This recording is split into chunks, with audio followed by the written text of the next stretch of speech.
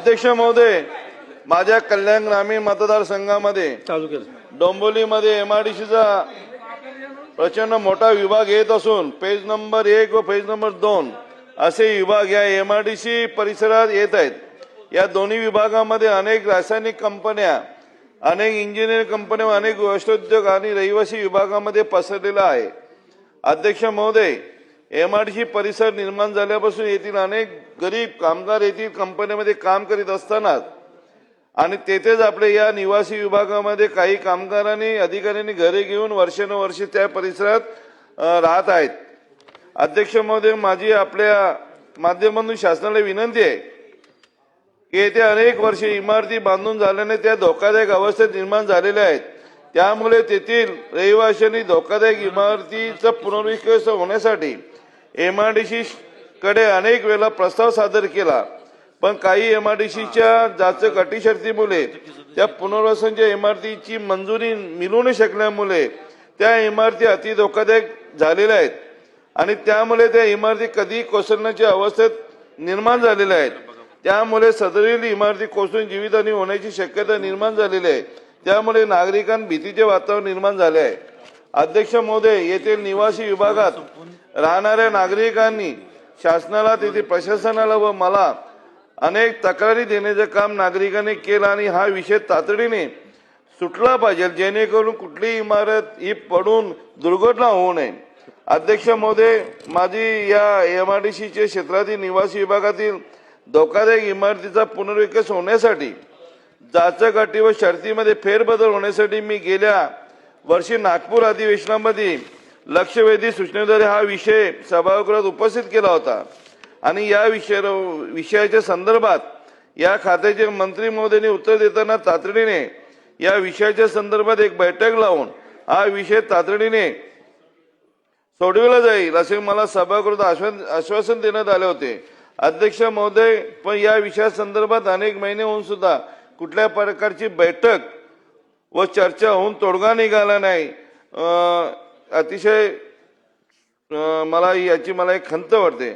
अध्यक्ष महोदय, 2026-2027च्या अर्थसंकल्पीय मागण्यावर चर्चा करीत असताना हे महायुतीचं सरकार आहे, गोरगरिबांचं सरकार आहे आणि या सरकारवर महाराष्ट्राच्या जनतेचा प्रचंड विश्वास आहे।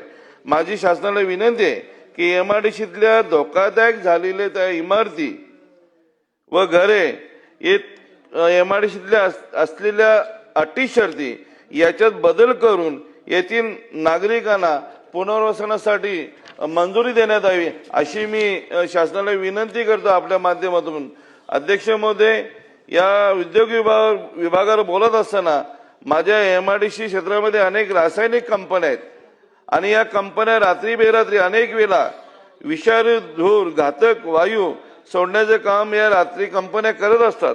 अध्यक्ष महोदय, या विषारी धुरामुळे आमच्या या डोंबिवली परिसरात काही वेळेला पिवळा पाऊस, निळा पाऊस, काला पाऊस, काही वेळेला पिवळे रस्ते, निळे रस्ते, गुलाबी रस्ते अशा रासायनिक कारखान्यामुळे अनेक घटना होत असतात आणि त्यामुळे येथील नागरिकांमध्ये प्रचंड मोठ्या प्रमाणात भीतीचे वातावरण निर्माण झाले असून स्थानिकांच्या आरोग्याचा प्रश्न ऐरणीवर आला आहे। अध्यक्ष महोदय, या रासायनिक कारखान्यांनी सोडणाऱ्या घातक वायू व सांडपाण्यामुळे अनेक नागरिकांना श्वसनाचा त्रास, त्वचेचा त्रास, डोळ्यांना त्रास, चक्कर येण्याचे प्रकार असे होत असतात। त्यामुळे नागरिकांना मोठ्या प्रमाणात भीतीचे वातावरण निर्माण झालेले आहे। अध्यक्ष महोदय, या रासायनिक कारखान्यामुळे अनेक वेळा कंपनीमध्ये मोठे मोठे स्फोट झालेले आहेत। अनेक कामगार या दुर्घटनेमध्ये मृत्युमुखी झालेले आहेत।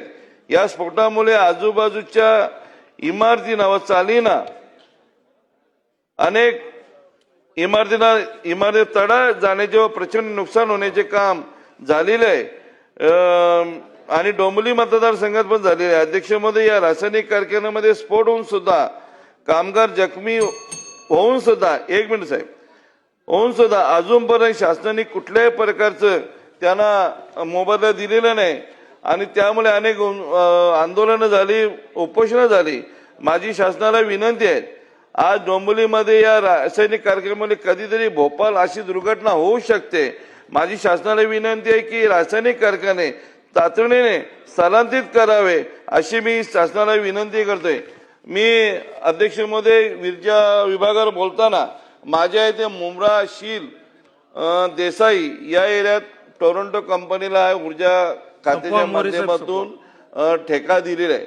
पण या टोरंटो कंपनीचे अधिकारी आमच्या शेतकऱ्यांना आमच्या नागरिकांना या बिलाच्या अभावी अनेक वेळेला दादागिरीच्या माध्यमातून दंडुकशाहीच्या मुळे येथील त्रास देण्याचं काम या शेतकऱ्यांना करत असतात।